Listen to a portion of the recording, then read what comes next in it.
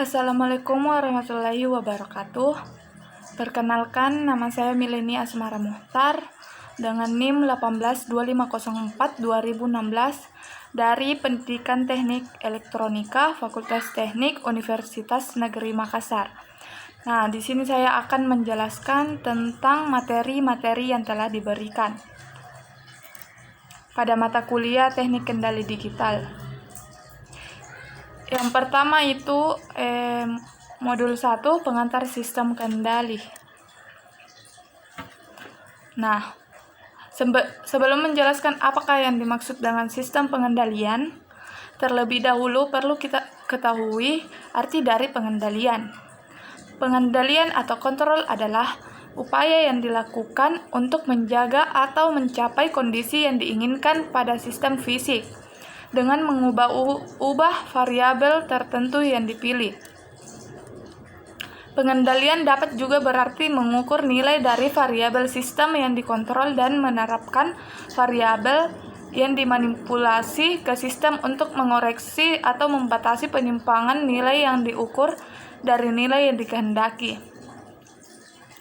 Kemudian, sistem pengendalian merupakan sistem yang komponen-komponennya telah dikonfigurasi untuk menghasilkan karakteristik sistem yang diinginkan.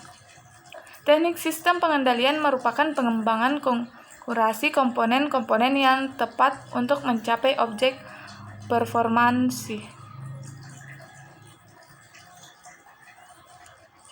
Nah, selanjutnya sistem pengendalian digital. Dalam sistem pengendalian otomatis terdapat komponen-komponen utama seperti elemen proses, elemen pengukuran, elemen controller, dan non-controller elemen. Nah, berikut ini merupakan deskripsi sederhana dari sistem kendali.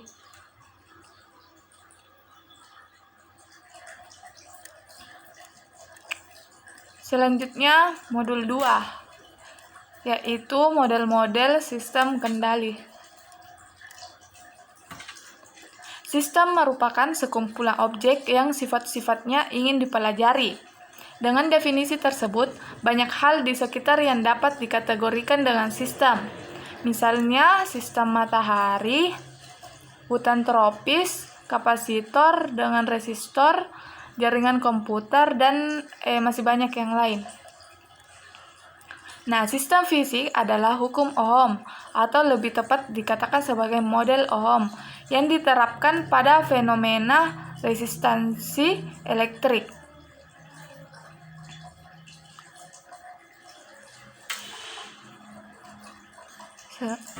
Analisis sinyal dinamis yang mempunyai banyak fungsi menghitung fungsi transfer sistem dari pengukuran masukan-masukan. Nah, contoh sederhananya itu seperti gambar berikut, memberikan gambaran tentang model sebuah sistem fisik yang bergantung pada sinyal masukan. Model dapat juga berupa fungsi dari suhu, kelembapan, kecepatan, atau contohnya itu kapal terbang, dan lainnya. Sebuah model untuk sistem fisik tertentu dapat memadai di bawah suatu keadaan tertentu, tetapi dapat menjadi tidak memadai di bawah keadaan lain. Umumnya, hanya pengujian sistem fisik yang dapat menjawab pertanyaan memadai atau tidaknya sistem itu. Persoalan ini menimpa beberapa kejadian penting pada saat penerbangan awal kapal terbang, kendaraan luar angkasa, dan sejenisnya. Sayangnya, hal itu dapat menyebabkan beberapa kecelakaan. Materi selanjutnya yaitu fungsi alih.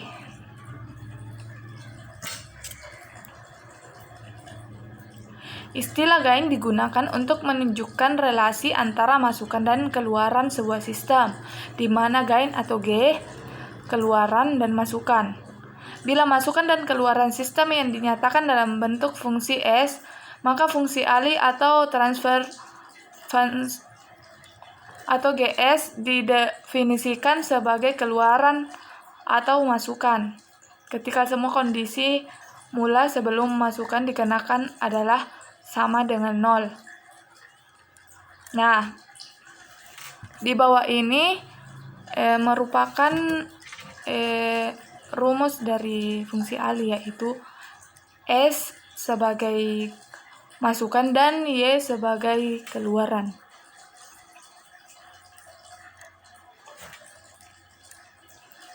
Selanjutnya, sistem-sistem dalam hubungan seri.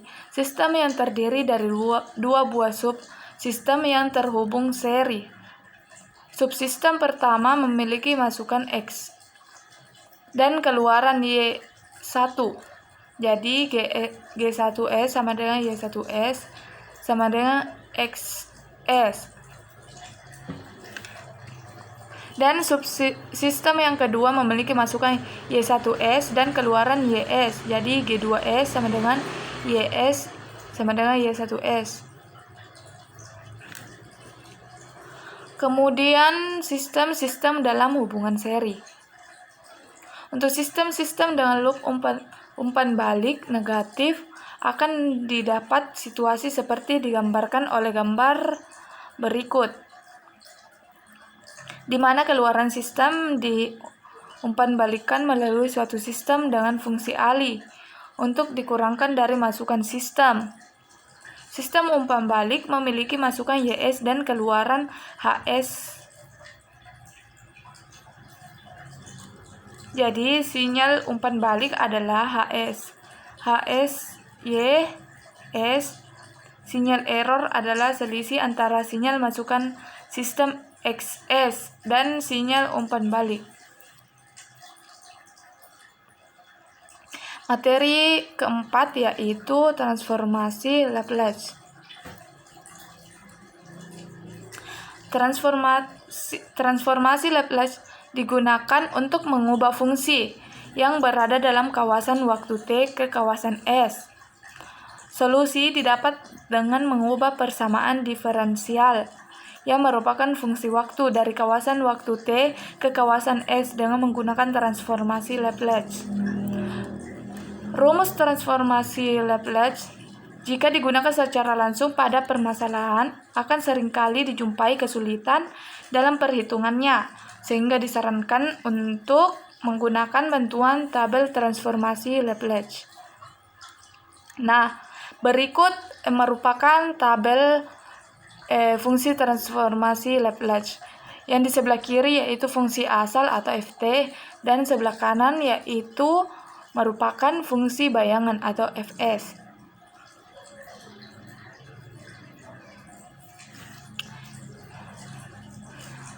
Selanjutnya, implementasi transformasi Laplace. Contohnya itu pada model sistem kendali motor DC dengan transformasi Laplace. Jika dialiri arus listrik yang tinggi, akan semakin kuat tenaga putar motor DC tersebut. Sebaliknya, seperti dalam tape recorder, jika baterai sudah lemah, maka suara kaset menjadi tidak karuan, karena motor di dalamnya sudah tidak kuat lagi memutar pita kaset.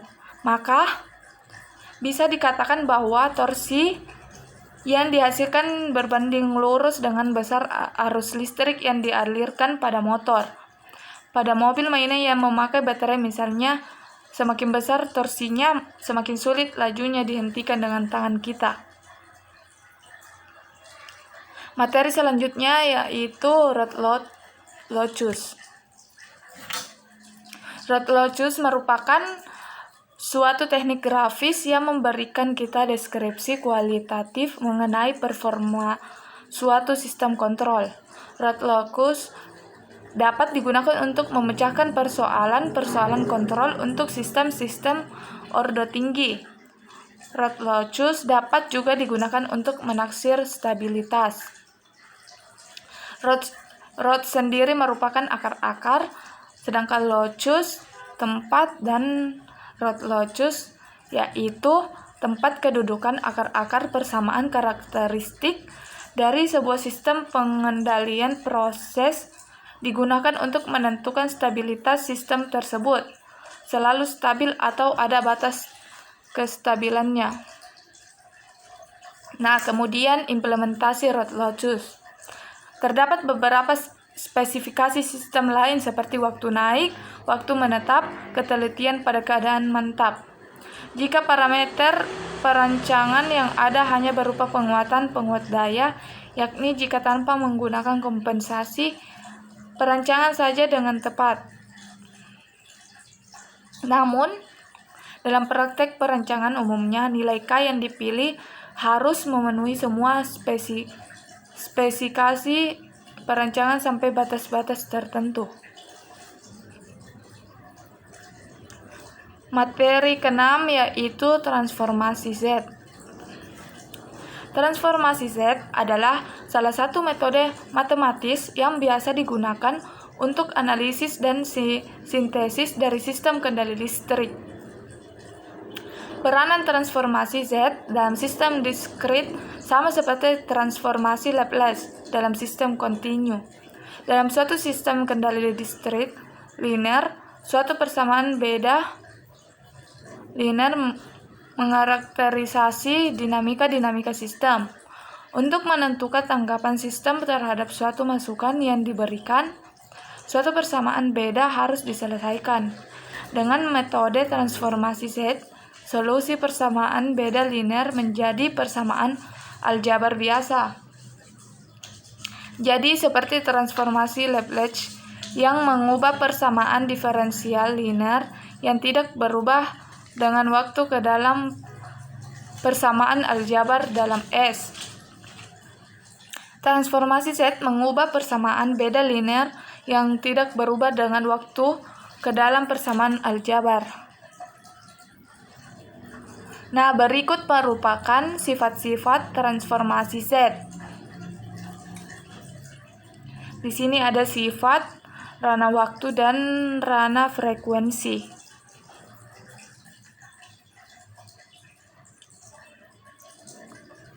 Sifat-sifat transformasi Z. Yang pertama, linearitas. Yang kedua, time shifting atau pergeseran waktu. Yang ketiga, konvolusi. Yang keempat, teorema nilai awal. Kemudian, kegunaan transformasi, yaitu mengurangi perhitungan dalam operasi konvolusi dua sinyal. Solusi persamaan beda dapat ditemukan dengan perhitungan aljabar yang lebih mudah. Fungsi transfer pada sistem LTI. Materi 7 yaitu kestabilan sistem. Kestabilan sebuah sistem ditentukan oleh tanggapannya terhadap masukan atau gangguan. Secara naluriah, sistem yang stabil adalah sistem yang tetap dalam keadaan diam apabila tidak dirangsang oleh sumber luar dan akan kembali diam jika semua rangsangan dihilangkan. Sistem adalah stabil jika tanggapan denyutnya atau tanggapan impuls mendekati nol ketika waktu mendekati tak terhingga.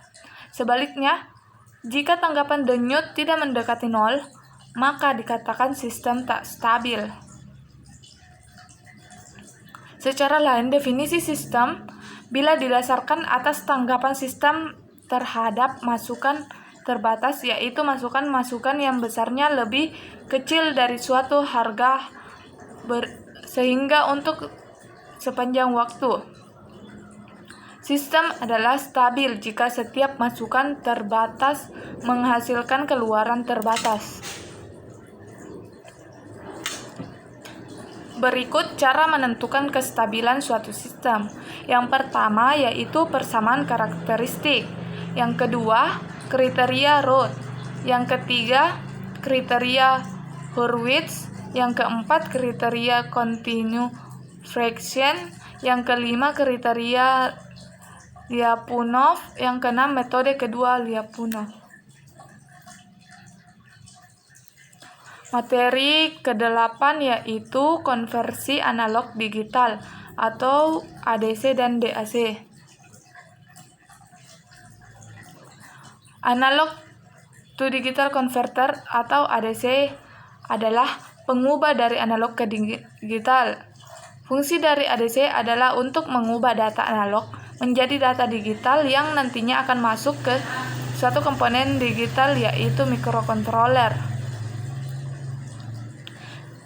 Inputan ADC juga ada dua, yaitu input positif dan input negatif.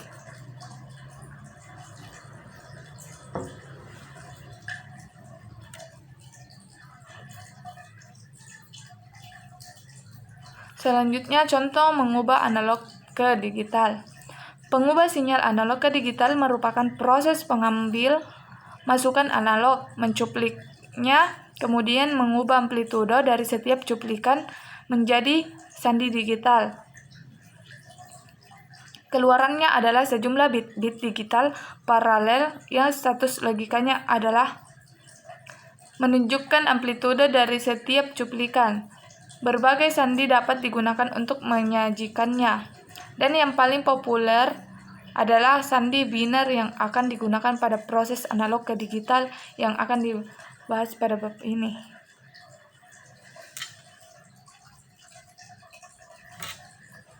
Nah, berikut implementasi analog dan digital. Gambar sebelah kiri merupakan timbangan analog dan sebelah kanan merupakan timbangan digital. Materi selanjutnya yaitu pengendalian proses. Pengontrol proses adalah komponen sistem kontrol yang pada dasarnya memiliki sebuah masukan berupa sinyal error, yaitu selisih antara sinyal dengan nilai yang diinginkan dan sinyal umpan balik, serta keluaran berupa sinyal untuk memodifikasi keluaran sistem. Cara di mana pengontrol bereaksi terhadap perubahan dikenal sebagai mode kontrol atau lebih singkatnya kontrol saja. Bentuk pengontrol yang paling sederhana adalah peranti on yang akan menyalakan suatu peranti pengoreksi apabila terdapat sinyal error dan mematikannya apabila sinyal errornya telah hilang. Namun metode kontrol semacam ini memiliki beberapa batasan atau kekurangan tertentu, dan oleh karenanya lebih banyak digunakan pengontrol yang lebih canggih.